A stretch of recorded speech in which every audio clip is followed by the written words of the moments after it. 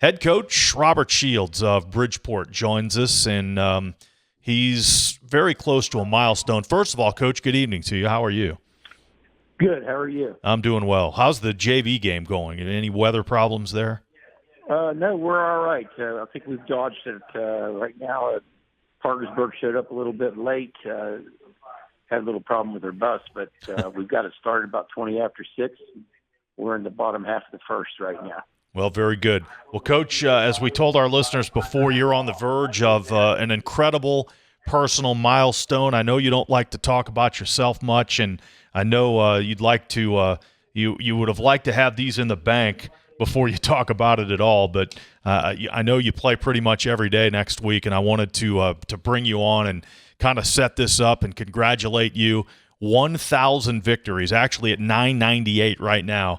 But just kind of, if you can put into perspective for us, I know that's pretty hard, all the work and all the sweat and all the things that have gone into decades of coaching, and you're personally on the verge of something very, very special. Well, I'm trying not to think about it, but it was brought to my attention earlier in the year, and I knew I was getting close, but you know, when you're at it, the longevity factor would go into play. But this is something it's special. It really is special. I mean, with all the teams that I've had and the way the program was when I took over in 1987 to where we've been, and I'm very happy about that. So, buddy, that's what I ask you. Take me back to 87 and maybe even before. When did you get the coaching itch? And did you ever think that in 87 you'd still be coaching in 2026? I've coached so many sports. I just, it just rolls over from one to the other, and you don't really think about it. I mean, this has been my longest, tenured job here at Bridgeport. I've bounced around all over the place, but the itch is still with me. I mean, at my age, I'm still feeling young and just wanting to, just keep after it. The 998 wins is obviously unreal, Bobby, and the state championships, too, are right up there, incredible numbers. If you could try and put your finger on it, and I know there's a lot of factors that go into this and what I'm about to ask you, what's been the biggest key to this consistency over that time? That is so hard to do in sports at any level, but especially the high school level. What's led to that great consistency, do you think? Well, I think you got to have a vision. You have to have a plan, and I think that's something that, years ago, developing a junior varsity program, getting the numbers out around anywhere between 35 and 50 some kids out for baseball, and the system. When you put it in place, you still have to plug it in. And right now, we've been on a 3-year hiatus of getting to. Well, now it would be Huntington, Charleston, and that's always something that drives you when you get to where you're at. There was a way to build it up to make us get there. But my very first year, we were one step from Charleston in a bad hop over at Frank Warrior Field. A bad hop. They had pea gravel. They decided to use pea gravel over there, and a bad hop off of the pea gravel over my second baseman. Resulting in us getting beat by Central Preston High School, which is now Preston High School. And I think it just kind of flowed and rolled over from year to year, with that group of young men that I had. It just kind of fell into place. So 998 wins. And what year are you talking about a bad hop there that you still remember? 87? 87. I got a heck of a memory. I just do. I could tell you, you're making me laugh. But yeah, that was one that we didn't make it then, and it still haunts me. Yeah, I get it. Unfortunately, we oftentimes hang on to some of those losses, don't we? I get where you're coming from. Oh yeah, very much so. Coach, as you mentioned, you've coached many sports, often at the same time, right? Football, basketball, and baseball. Have you always been a baseball guy, or what made you make the decision to kind of focus on baseball and stick with that all these years? Well, when I was 19 years old, I was the my cousin Dave Lopez and myself, we started the Bridgeport Legion team. They had folded one year, and that year, when I was in college, I had it for 3 years. And my first time that I applied for the job here, I didn't get it in '86. Graduated college in '85, and then the person that was coaching it, he just went 1 year, and then I got the job the next year. I knew when I was playing, because I started out in engineering, that I wanted to be a coach. And it's just fell in place, with all these years. I just love sports still at this age. Mm-hmm. How good is this year's Indian team? It's a day-to-day thing. I mean, we've got some competition among some sophomores. We only have 4 seniors, and there's 2 or 3 people we rotate, and I'm just keeping that competitive edge and keeping them on their toes.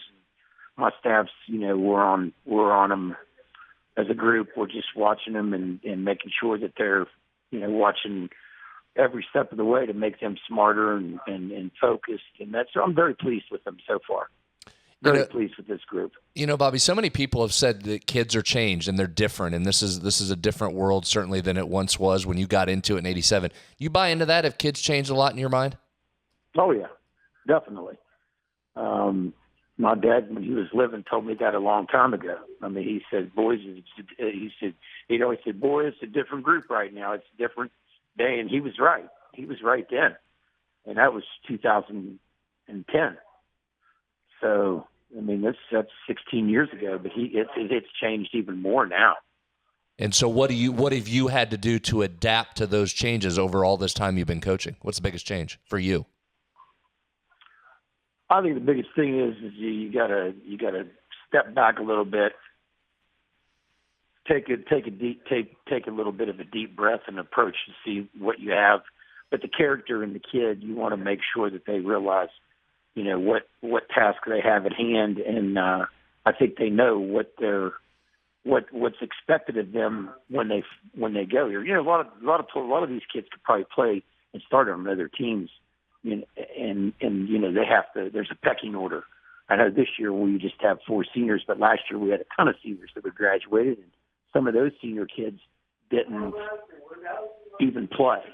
They just were on the team, but there was times that they got beat out by these younger kids, and I think the expectations is what helps set the standard. Mm-hmm. The collective athletic department at Bridgeport, Coach, it's very unique, and the support you get from the parents and from the community and from the school. Can you put into words, how all that works in terms of the success you have, not only with your sport, but virtually every sport there at Bridgeport High School? I mean, it's commitment. That's what it is. I mean, it's just overall, you have just a committed group of parents that, their kids, some of them live vicariously through their kids, but it's a commitment that they have, that these young men and, some of the girls teams also, that they have a commitment to, they set high standards, and I think the coaches do too. Now, John Lowry at Jefferson has 1,400 plus wins. Mm-hmm. You're behind him. Nobody else between you. You going to make a run at him? You got enough games in you? I don't know. I mean, John and I just spent the weekend. We went over there in the Panhandle and played, and wow. I mean, it's just when you sit there and you're in the other dugout and you're going against John, and you think about how long he's been at that school and still going at it, still coaching third base, and I'm thinking, wow, I don't know. I don't know. You just don't look at that. You just go from year to year. I have to admit, Coach, I was stunned, and I knew this because I've done the research on you and called your games at the state tournament for years, but I was a little bit taken aback when I saw that this was your 38th year. I mean, you don't look or act that old. I don't see you as being that far into it. Do you feel like you've been doing this for almost 4 decades? No, not at all. Not at all. And I mean, as for still wanting to mow the grass and brake and jump on a four-wheeler or the Toro and be down here, I think it's just something that I don't feel it. You know what I mean? I just do not feel that. Keep on going. That too, Kyle. Well, it's the truth. I mean, it's kind of stunning. 38 years. It's hard to believe. All right, so what is the schedule next week? Monday we have Park South here, and Tuesday we go to Robert C. Byrd. Wednesday we go to Morgantown, and Thursday we have Lincoln.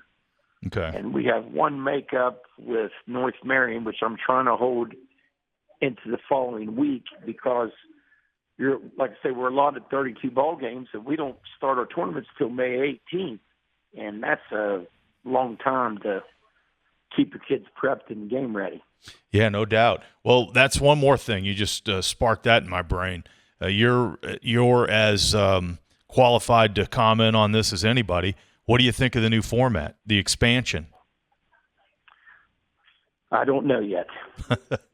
I don't know. I think you're taking away. I've always felt like the last couple of years we're losing that competitive flavor. You know, when you're playing somebody locally and that's your section and all that. I think and it's a hard drive. I mean, my goodness, the Quad A is going to have a lot of, that's a lot of driving. You mean for the regionals? Yeah, for the regionals. Yeah, depending on where you're seated. I mean, we've got Hampshire, Kaiser, Lewis, Elkins, us, and Byrd. So that's not that bad. But for Hampshire and Kaiser, whatever seed they may have, they may end up driving, going back, the next day having to drive again, and then go back into this area. Just think about if you went from Wheeling to Jefferson. Yeah. Or Hedgesville or that area. That's a haul. Yeah. And then you turn around and you have to go back, depending on the way it's bracketed. Mm-hmm. Getting 8 teams in each class to the tournament, what are your thoughts on that? Well, it helps you in some aspects because it gets more people there. They get that feeling of, being a state participant. It's a week-long event, so then that puts you in a situation, say, for instance, in the AAA bracket, you play on Tuesday. Then you don't play again if you win until Thursday. Then you play on Saturday. So those kids are out of their homes. If you stay Tuesday night, Wednesday night, play Thursday, Friday, that's and then that's expenses, that goes into play too for some schools. Yeah, well, you think about single A, they play on Saturday. And then we were just talking about that up here. Yeah, they play on Saturday, and then I would imagine everybody goes home because your semifinals aren't until the following Wednesday or Thursday, and then the championship the following Saturday. So those single A teams, it's an 8-day thing. Yeah. You often wonder, because it's been kicked around at the committee meetings, if it would be like at 2 sites. If you did your upper class, your lower classes, and have 2 sites, that might be a little bit better, but really you don't know. Yeah. We don't know. It's just something new. Just hope to be a part of it. Yep. We'll all find out together coming up in June. Well, Coach, again, thanks for your time. We appreciate it. 998 wins with at least 4 games, maybe 5 games scheduled next week, and just let us allow you to congratulate you in advance. I appreciate that. All right, Coach. Always a pleasure. Thanks for your time. I thank you, Kyle. Have a great evening. You too. Coach Robert Shields there of Bridgeport at 998 wins.